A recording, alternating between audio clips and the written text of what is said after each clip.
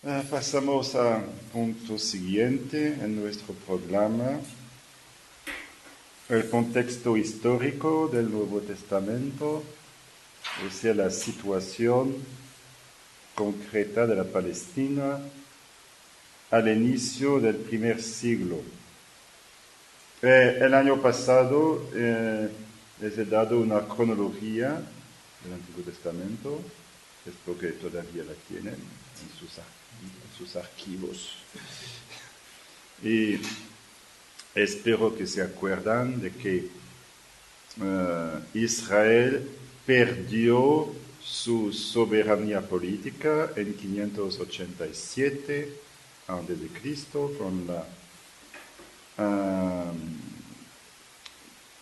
Con la victoria de los caldeos. Nabucodonosor, que tomó Jerusalén, incendió el templo y deportó a una parte de la población a Babilonia. Y más tarde, los judíos, nunca recogieron o recuperaron su soberanía política. Quedaron dependientes de los persos y después de varios poderes políticos y finalmente los romanos. Los romanos que ocuparon la Palestina en 63 antes de Cristo. 63 antes de Cristo. Entonces Roma es el poder imperial dominador en la época. Poder imperial que va a durar bastante tiempo. Y los romanos, en el caso de Palestina, se sirvieron de reyes locales, pero muy serviles, que les servían de instrumentos. Incluso Herodes Magno, que es el rey en la época del nacimiento de Jesús, Herodes Magno, que reinó de 37 a.C. hasta el año 4 después de Cristo.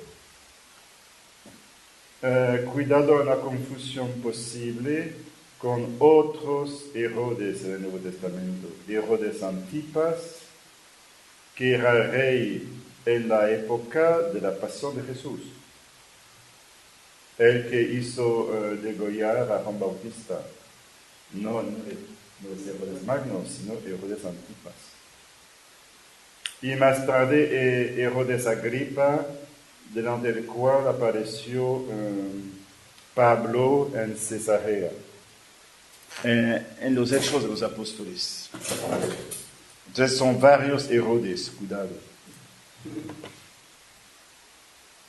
Cuando falleció Herodes Magno, Augusto, que era el emperador romano de la época, dividió su reino entre 3 hijos de Herodes.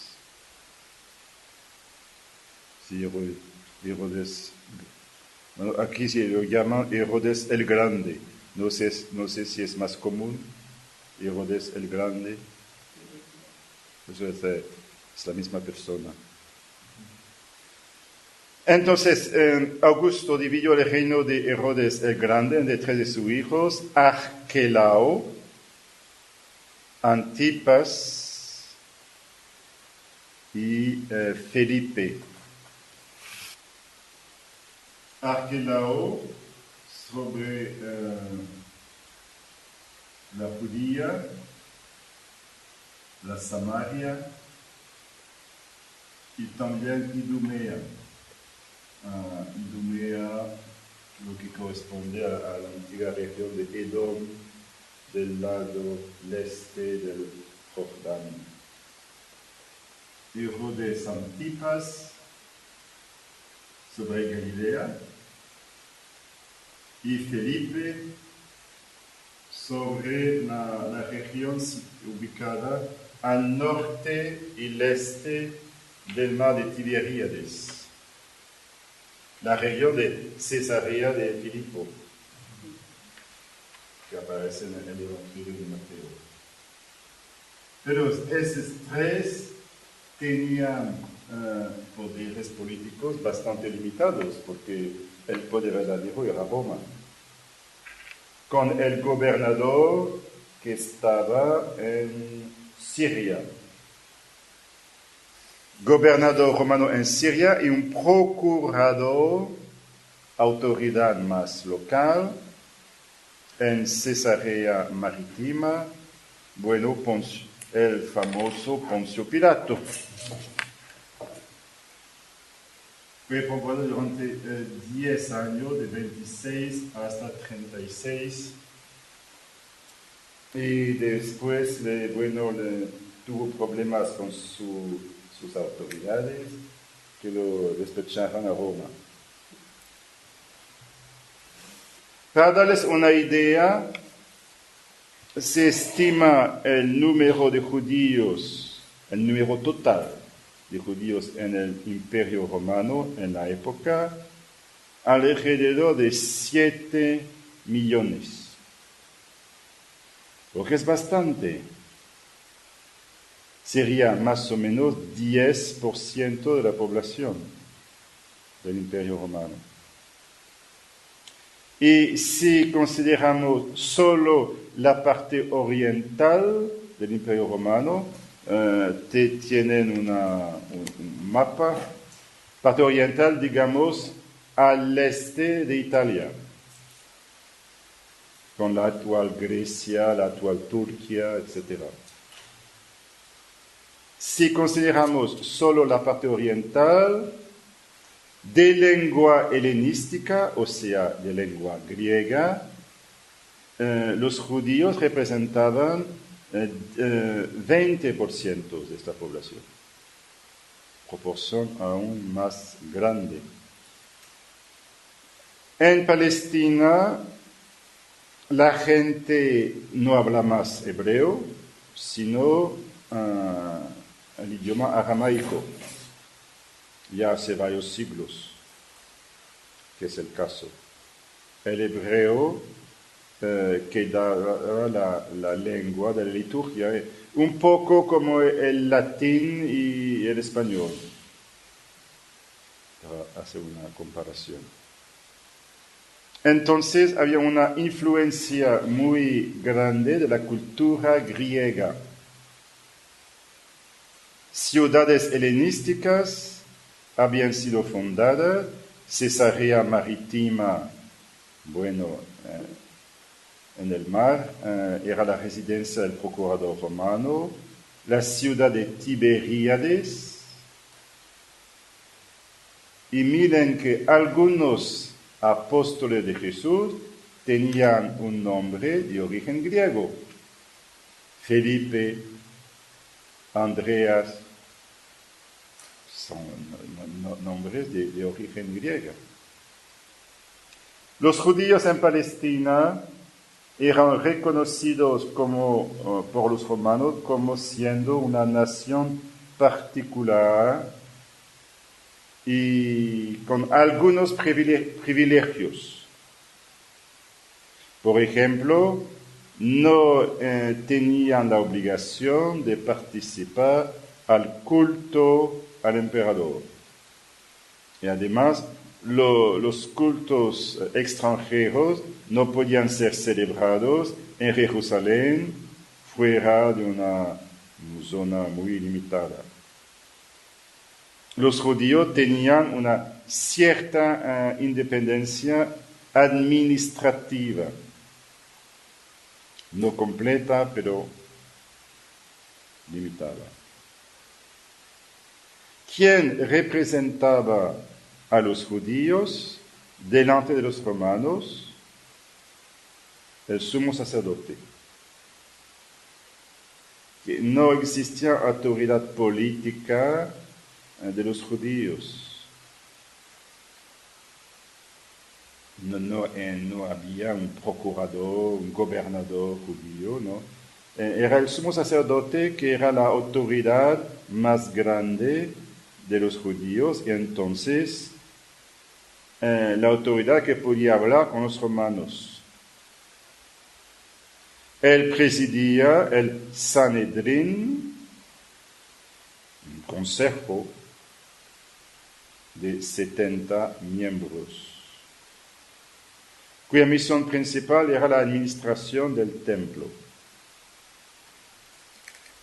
Es importante saber que existían varios grupos dentro del judaísmo en la época de Jesús, en Palestina.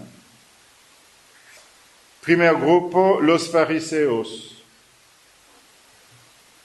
que era un grupo bastante cerrado, dirigido por escribas. La denominación fariseo viene del hebreo que significa los separados. La idea es que ellos se separaron del resto del pueblo para vivir una vida más fiel, pensaban ellos, a la ley de Dios. Y se nota esta tendencia en un pasaje del Evangelio de Juan 7:49.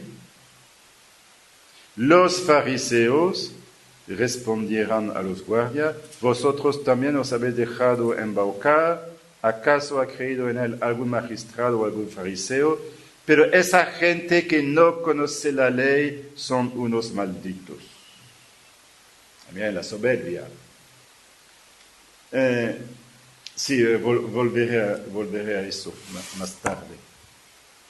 Por la idea, al inicio parecía buena. Deseamos observar más estrechamente la ley de Moisés. Bueno. Y por eso entonces se dieron una vida un poco separada. Delante de los romanos, ¿cuál era la posición de ellos? Bueno, no querían comprometerse con los romanos, que eran paganos.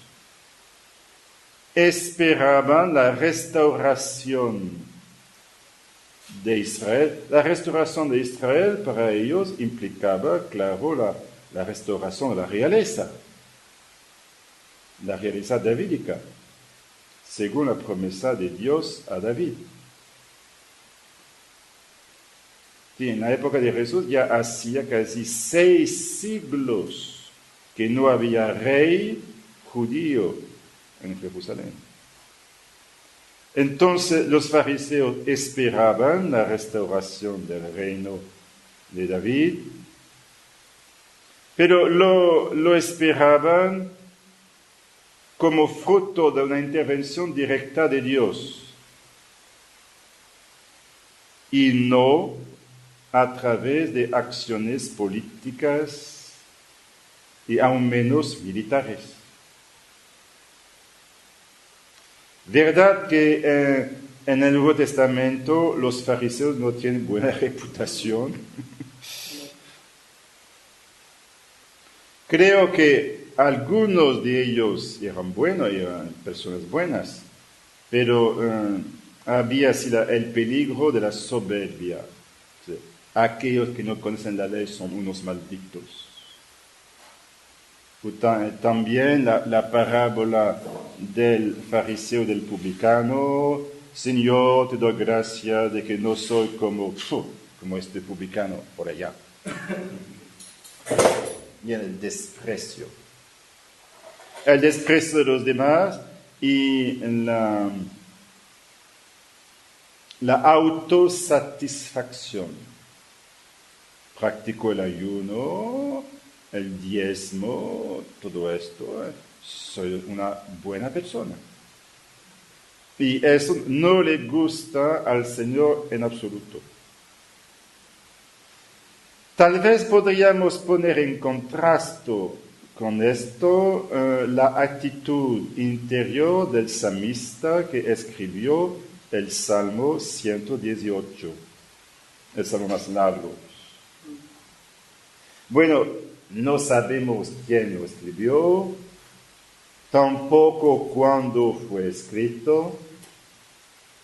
Lo que llama la atención en este salmo es un amor extraordinario por la ley de Dios, pero sin farisaísmo, precisamente, sin hipocresía. Al final del salmo, el salmista dice que yo soy como una oveja desviada, ayúdame, Señor, por favor. Es aquel salmista está siempre llamando a Dios, siempre pidiendo su ayuda. Yo no sé si era fariseo, no sé. Yo le preguntaré un día. Podría ser el caso, pero en este caso sería un fariseo sin los defectos comunes de los fariseos. Entonces, de nuevo, la idea de practicar la ley de Dios con más fidelidad era excelente, pero muchos de ellos cayeron en la soberbia, la hipocresía, etc., el desprecio de los demás. Nosotros somos los puros. Segundo grupo, los saduceos. Un grupo bastante distinto. Diríamos hoy que los saduceos eran el partido de la aristocracia sacerdotal alrededor del templo de Jerusalén. Y al mismo tiempo eran el partido de la colaboración con los romanos.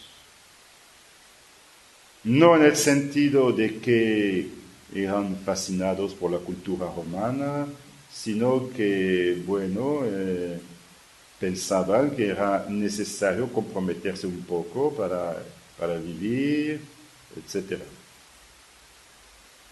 Tercer grupo, los zelotas. La denominación viene del griego, el celo, gente con mucho celo. Sí,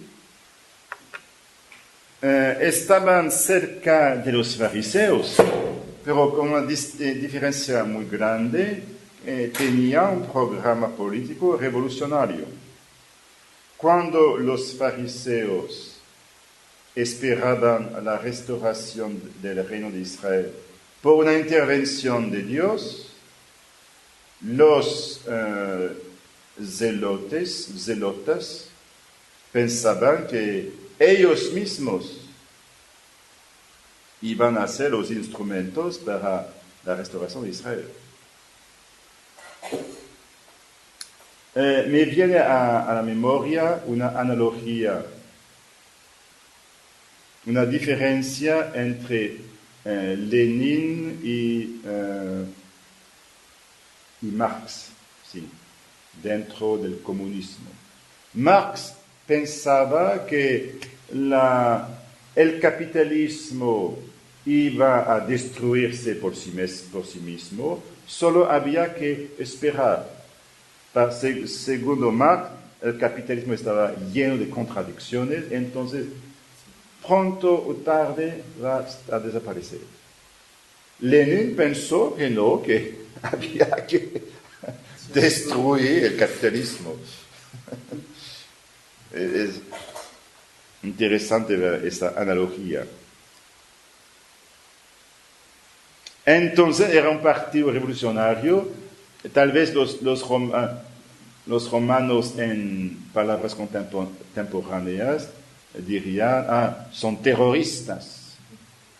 De hecho, asesinaban a algunas personas. Sí. Y finalmente los esenios, pero que no aparecen explícitamente en el Nuevo Testamento. Una parte de ellos se retiró en el desierto, en el lugar que se llama Qumran. Tal vez han oído este nombre, Qumran, cerca del Mar Muerto. Allá se descubrió un montón de manuscritos antiguos. De una cierta manera es un farisaísmo al poder cuadrado. O sea, separación, sí, pero separación total. Y entonces nosotros nos retiramos. Fugimos al desierto. Ahí vamos a poder vivir una vida perfecta según las prescripciones de la ley de Moisés. Para Jerusalén, toda esa gente comprometida con los romanos, no. Entonces, un verdadero retiro del mundo. Pero de nuevo, ellos no aparecen explícitamente en el Nuevo Testamento, pero existían. Entonces son los 4 grupos principales dentro del judaísmo. Habría que añadir, pero como grupo distinto, los samaritanos. Pero no dentro del judaísmo. La Biblia nos ofrece una historia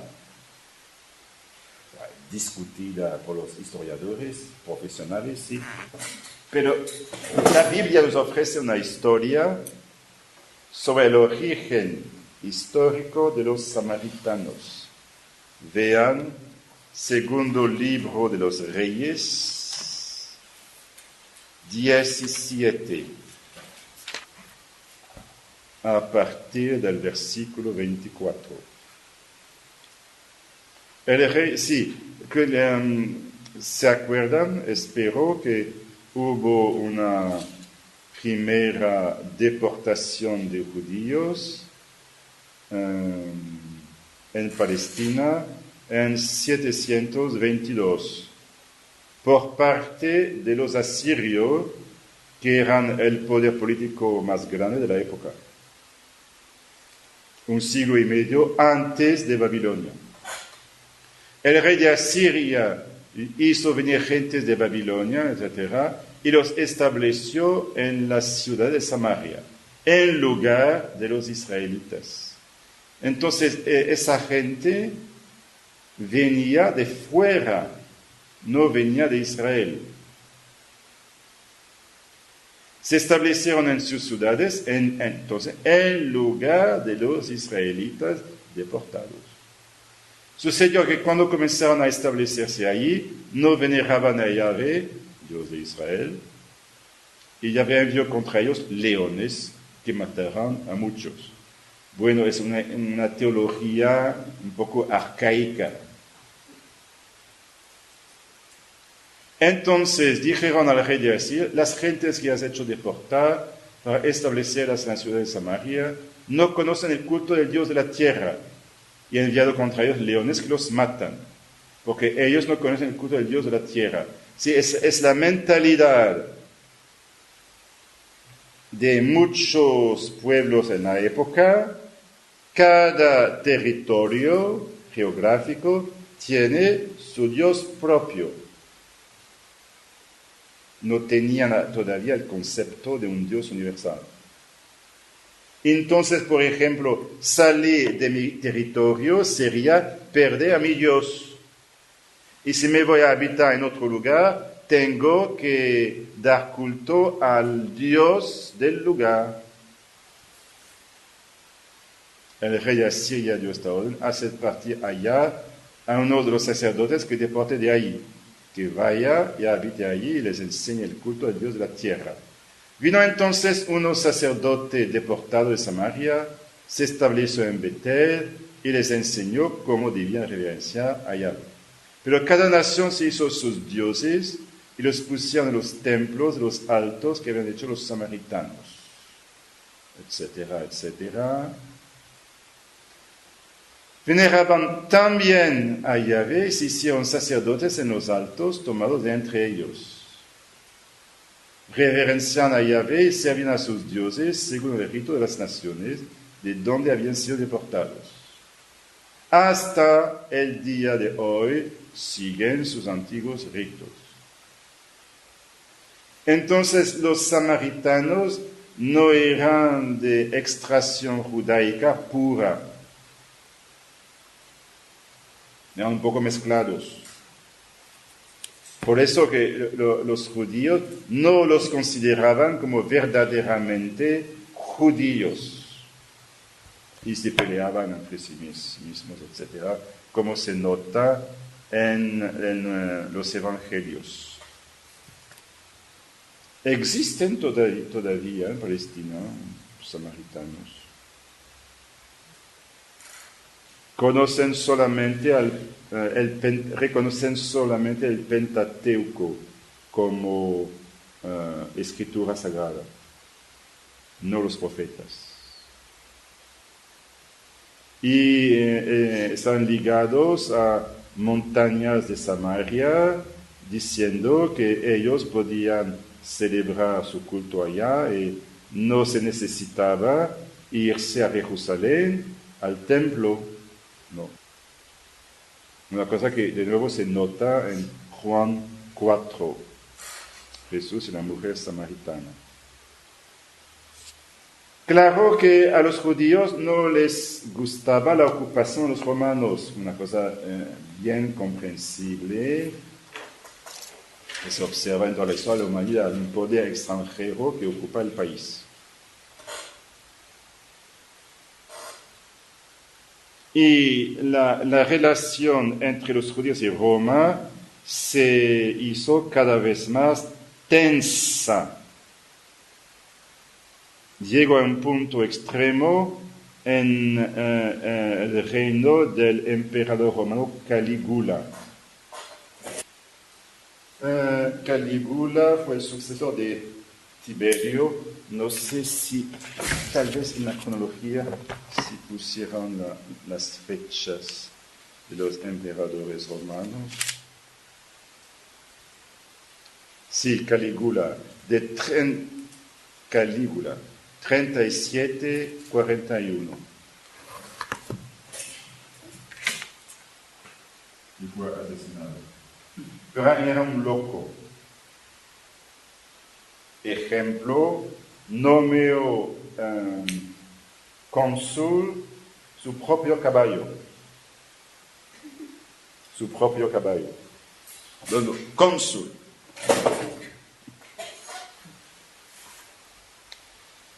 Y Calígula, entre otras decisiones locas, ordenó que fuera erigida una imagen suya en el templo de Jerusalén.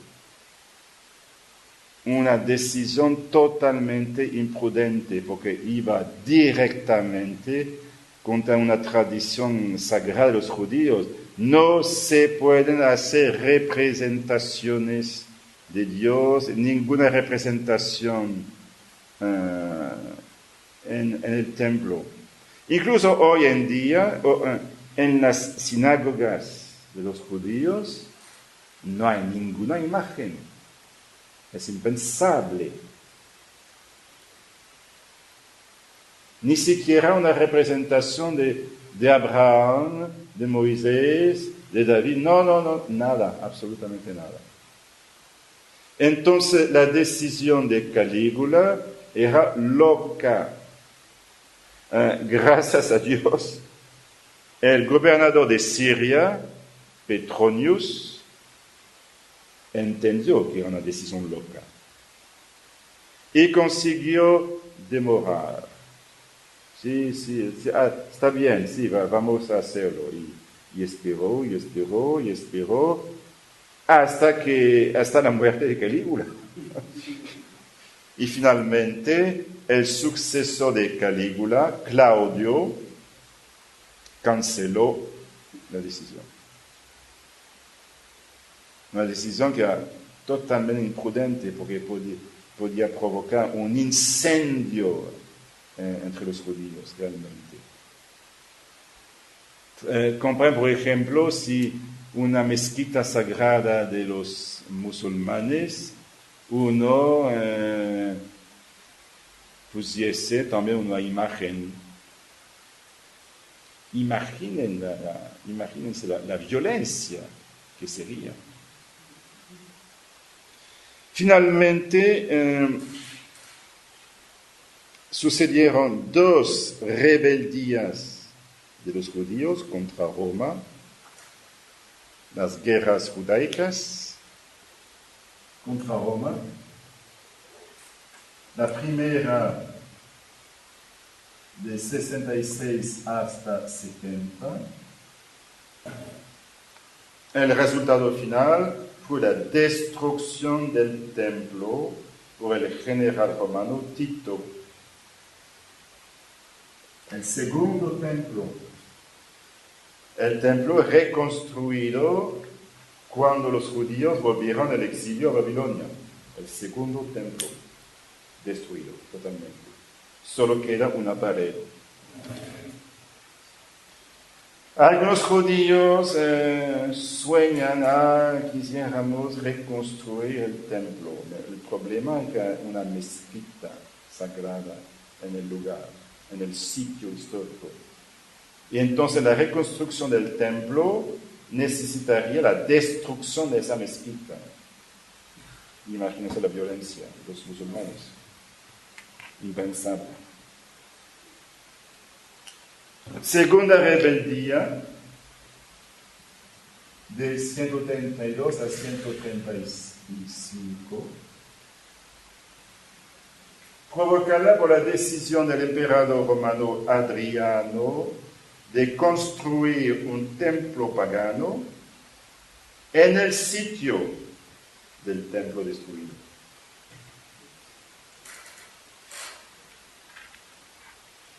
Fue también una derrota de los judíos y con decisiones más radicales.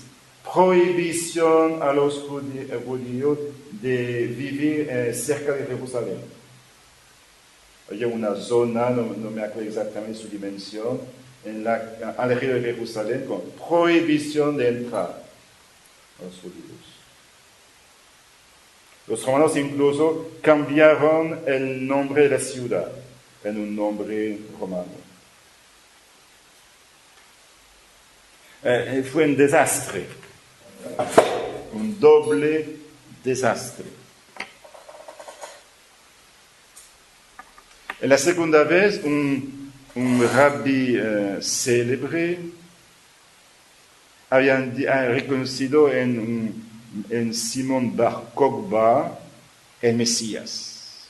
Sí, este es el Mesías, que va a restaurar el reino de David. Resultó con todo esto, en primer lugar, los saduceos desaparecieron totalmente con el templo. Los zelotas también aplastados. Los esenios no sé exactamente cuándo desaparecieron, pero creo que no subsistieron mucho tiempo. El grupo que subsistió fue el de los fariseos, que fue el origen del judaísmo rabínico. El judaísmo que existe todavía, entonces viene del fariseísmo. Ya había siglos que no habían más profetas en Israel. El templo había desaparecido. ¿Qué quedaba para los judíos? La ley. La ley que ocupó todo el espacio. De un modo que nos parece exagerado. Es impresionante ver en el judaísmo rabínico la importancia de la ley. Claro que hay una continuidad histórica entre el judaísmo rabínico y el judaísmo en la época de Jesús, pero hay también algunas diferencias. Precisamente esta, una exageración del papel de la ley, y no se percibe más la importancia de los profetas. Son reconocidos como profetas, pero los profetas para ellos es solo recordar la ley, nada más.